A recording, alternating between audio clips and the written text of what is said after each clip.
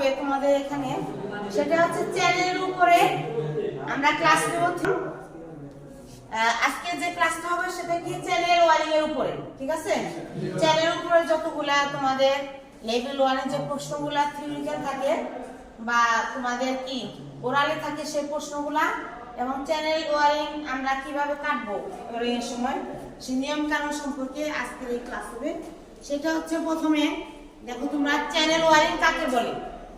Channel দিয়ে যে wiring করা হয় তাকে কি বলা হয়? চ্যানেল ওয়ারিং বলা হয়। তারপর চ্যানেল ওয়ারিং কোথায় ব্যবহার করা হয়?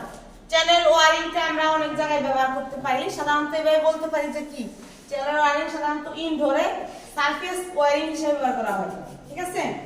যেখানে হতে পারে বিল্ডিং ও হতে পারে, অথবা আধা পাকা বাড়ি বা টিনের ঘরেও হতে পারে, ঠিক আছে? এই চ্যানেল ওয়ারিংটা।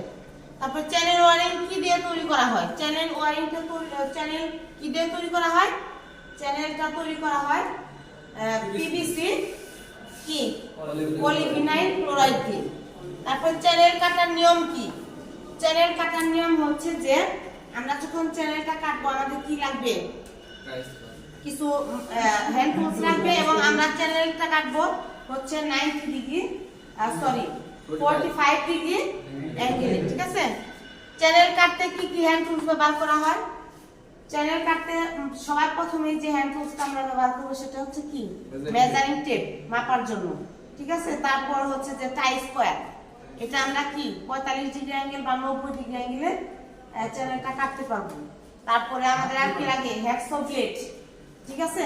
এই মোটামুটি এই কয়েকটা হ্যান্ড টুলস আমরা চ্যানেল কাটতে ব্যবহার করব। চ্যানেল কত ডিগ্রি কোণে কাটতে হবে? সাধারণত আমরা সবসময় চ্যানেলটা 45 ডিগ্রি অ্যাঙ্গেলে কেটে থাকি, ঠিক আছে? এটা কিন্তু অনেক সময় দেখা যায় যে তোমার 90 ডিগ্রি ক্ষেত্রে কিন্তু কাটা যায়, 90 ডিগ্রি করেও কাটা যায়। চ্যানেল লেভেল ঠিক করতে কি কি টুলস ব্যবহার করব? সাধারণত আমরা চ্যানেলের লেভেল ঠিক করার জন্য এখানে দুইটা টুলস ব্যবহার করে থাকি। কি কি? একটা হচ্ছে ট্রাই স্কয়ার, আর একটা হচ্ছে কি ওয়াটার লেভেলার বা স্পিড লেভেলার। কারণ ওয়াটার লেভেলার বা স্পিড লেভেলারকে দুটি নামে বলা যায়। তারপর হচ্ছে চ্যানেল কাটার সময় কি কি সাবধানতা অবলম্বন করতে হয়?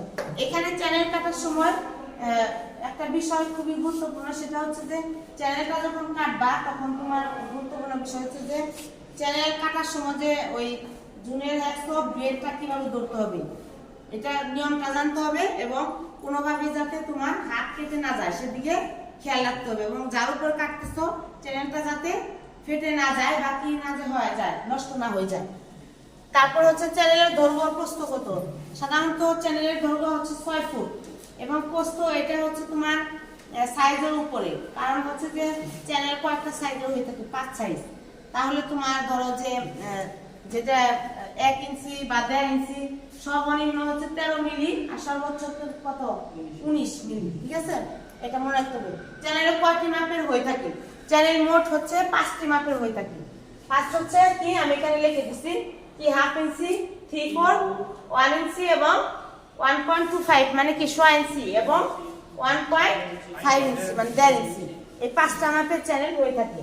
তো আমরা এই 5টা মাপের চ্যানেল ব্যবহার করা হয়। সাধারণত আমরা এখানে চ্যানেল ওয়ারিং দুইটা মাপ ইউজ করি, একটা হচ্ছে 3/4 আর একটা হচ্ছে কি 1 ইঞ্চি, ঠিক আছে? তারপর হচ্ছে এখানে কি চ্যানেলের কয়টি পার্ট আছে ও কি কি? চ্যানেলের মোট 2টি পার্ট আছে, একটা হচ্ছে বেস পার্ট আর একটা হচ্ছে কি কভার পার্ট। তাহলে দেয়াল বা বোর্ডে কোন পার্টটি বসাতে হবে?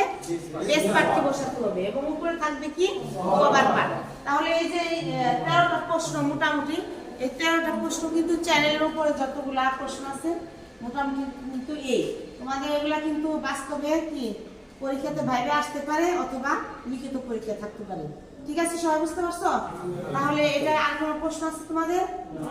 তো এখন আমরা প্র্যাকটিক্যাল দেখবো এটা যে চ্যানেলটা মানে কিভাবে কাটতে হবে, ঠিক আছে? নিয়মটা কি সেটা কিন্তু আমরা বাস্তবে যখন কাটবো